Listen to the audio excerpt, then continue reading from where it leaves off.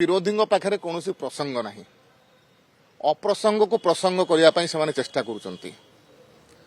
जो केंद्र सरकार एमएमडीआर बिल आनी जहाँ लोकसभा एवं राज्यसभा पारित हो सारी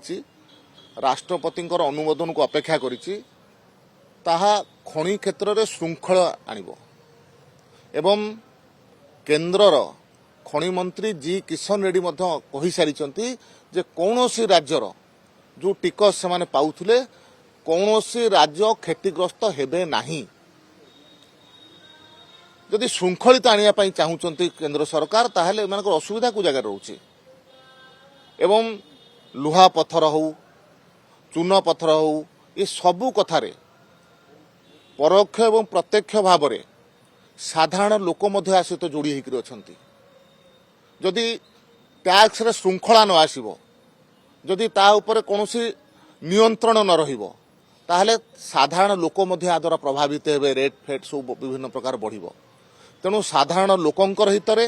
राज्य हितरे अत्यंत चमत्कार भाव में केंद्र सरकार